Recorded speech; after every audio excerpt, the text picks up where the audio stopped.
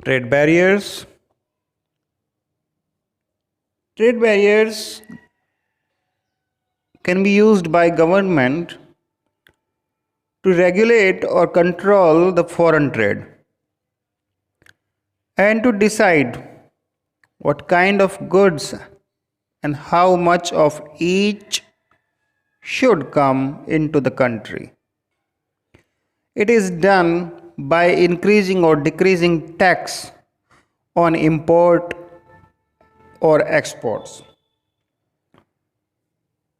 तो देखिए, tax control के द्वारा गवर्नमेंट रेगुलेट करती है कि क्या चीज़ कितनी आनी चाहिए देश के अंदर। इसे हम जो टूल इस्तेमाल किया जाता है, इसे हम ट्रेड बैरियर के नाम से जानते हैं। आखिर हमें ज़रूरत क्यों है ट्रेड बैरियर की? What is the need of trade barriers? Actually initial basic industries were developed under public sector, and these industries like coal, steel, power and petroleum, which required huge investments, were beyond the reach of private sectors. Development of other sectors was dependent on these basic industries, right? देखो, शुरुआत से ले रहे हैं इस चीज़ को, हम बिल्कुल बेसिक से समझा रहे हैं कि बेसिक इंडस्ट्रीज जो है वो डेवलप की गई शुरुआत में। जब हम देश आज़ाद हुआ, ये हमारे इंडस्ट्रियलिस्ट के पास इतनी कैपिटल नहीं थी कि वो बहुत बड़ी बड़ी इंडस्ट्रीज लगा पाते। तो इसलिए सरकार ने अपने हाथ में लेके ये हमारा जो बेसिक इंफ्रास्ट्रक्चर है इन्हें डेवलप किया, और चूंकि इनके डेवलपमेंट के ऊपर ही बाकी सारी दूसरी इंडस्ट्रीज डेवलप होनी डिपेंड करती थी, इसलिए इनका डेवलपमेंट प्रायोरिटी के साथ किया गया। Private sector was subject to control and regulations that came in the form of laws.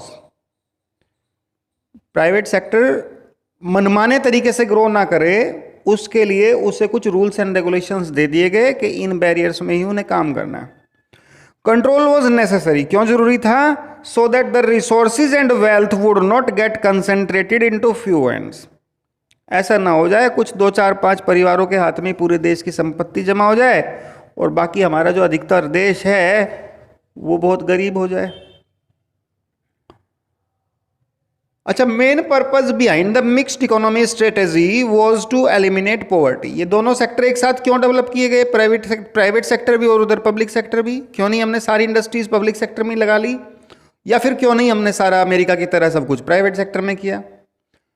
तो उसकी वजह यह थी कि हम गरीबी एलिमिनेट करना चाह रहे थे, इनइक्वालिटीज दूर करना चाह रहे थे, और डिस्ट्रीब्यूशन ऑफ इनकम में जो इनइक्वालिटीज होती है विशेष तौर से, इनकम जो डिस्ट्रीब्यूट होती है वो बराबर होनी चाहिए, ऐसा इस एजेंडा को दिमाग में लेकर हम चल रहे थे। और वेल्थ भी बराबर होनी चाहिए, अनएम्प्लॉयमेंट भी पूरे देश का दूर होना चाहिए, एंड हम ये चाह रहे थे कि अश्योर करें इकोनॉमिक ग्रोथ को और सोशल जस्टिस को।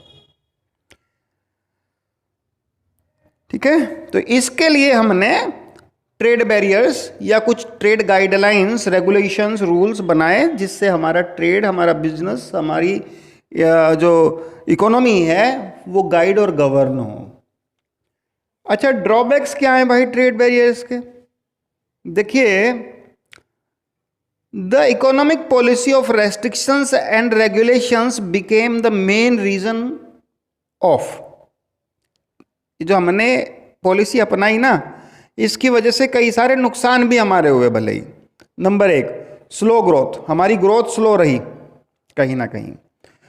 Number 2, rising prices. Number 3, shortage of capital.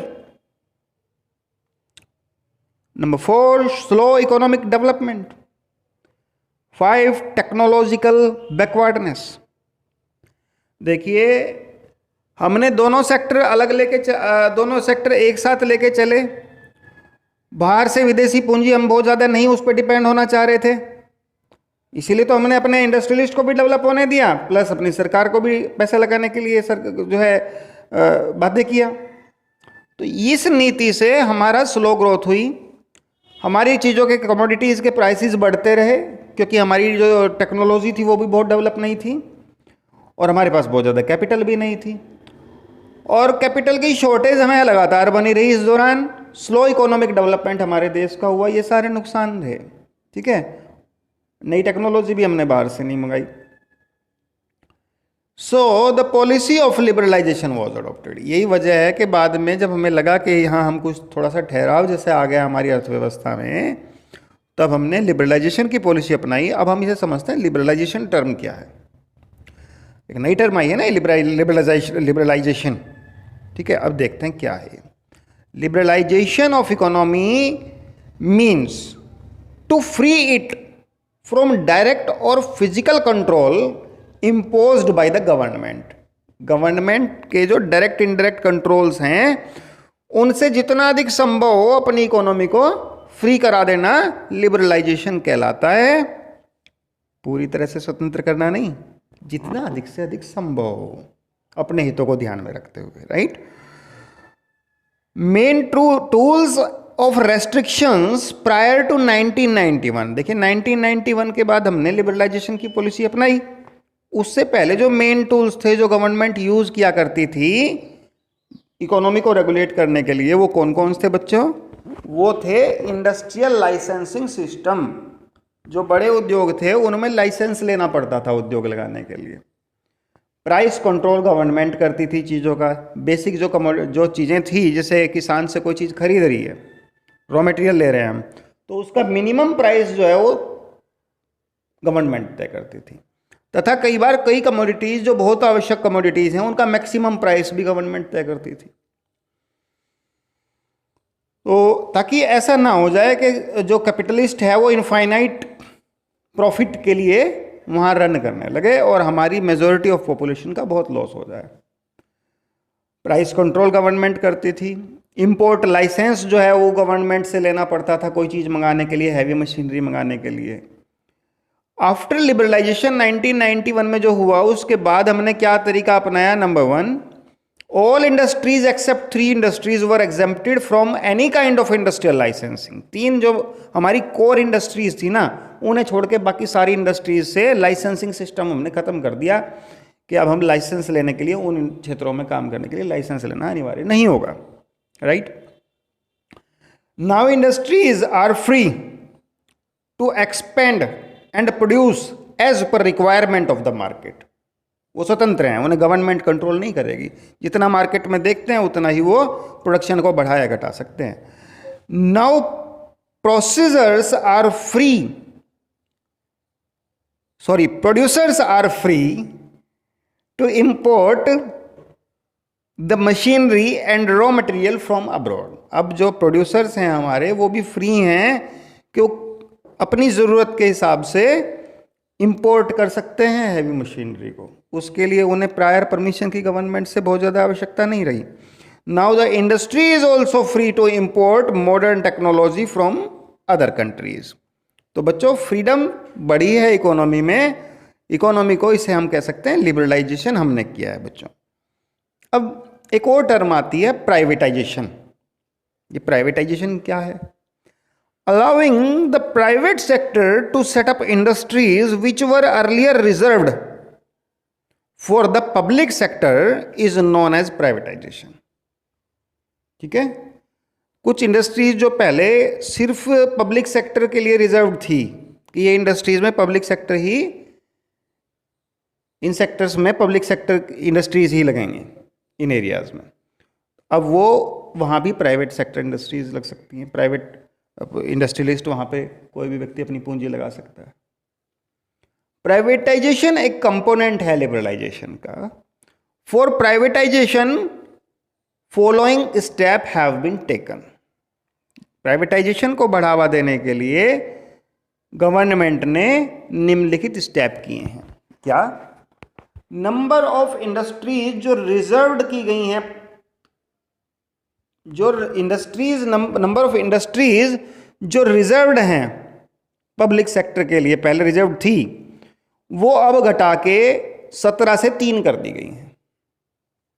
Now private industries can enter into core industries like iron and steel, electricity, transportation, communication, ship building etcetera. ये जो पहले इंडस्ट्रीज ऐसी थी, ये सब जितनी मैंने नाम लिया, इन सब में केवल और केवल सरकार ही काम करती थी, केवल पब्लिक सेक्टर इंडस्ट्रीज ही थी। अब उनमें प्राइवेट सेक्टर भी अपना इन्वॉल्वमेंट कर सकता है। Government has started this investment in public sector industries which has been running in loss. जो लॉस इंडस्ट्रीज हमारे सरकार के पास हैं, सरकार अब फ्री है और ज़्यादातर कर भी रही है कि उन इंडस्ट्रीज को बेच दे रही है पब्लिक, वो प्राइवेट हाथों में, प्राइवेट कैपिटलिस्ट को। अब प्राइवेट कैपिटलिस्ट उसे अपने हिसाब से चलाए, ओके। क्योंकि गवर्नमेंट की कुछ बाध्यताएं होती हैं काम करने के लिए, गवर्नमेंट प्रॉफिट मोटिव काम नहीं कर सकती, तो इसीलिए वो कई बार इंडस्ट्रीज घाटे में चली जाती हैं, ठीक है। और जो कार्यकुशलता है वो बढ़ाने के लिए उन्हें प्राइवेट हाथों में दे दिया जाता है और most of them profitably run करती हैं। Private sector has been free from many restrictions such as licensing, permission to import raw material, regulation of price and restriction on investment. ये सारी चीज़ों से प्राइवेट सेक्टर को अब फ्री कर दिया गया है। क्या क्या प्रॉब्लम थी पहले? प्रॉब्लम ये थी कि रेस्ट्रिक्शन लगाई गई थी लाइसेंसिंग जैसी, परमिशन लेना पड़ता था इंपोर्ट के लिए, रॉ मटेरियल के लिए, और रेगुलेशन थी प्राइस कंट्रोल की, ठीक है। जितनी भी रेस्ट्रिक्शंस थी ज़्यादातर अब हटा ली गई हैं ताकि हमारी इकोनॉमी और इंडस्ट्री का डेवलपमेंट हो पाए। Thank you so much.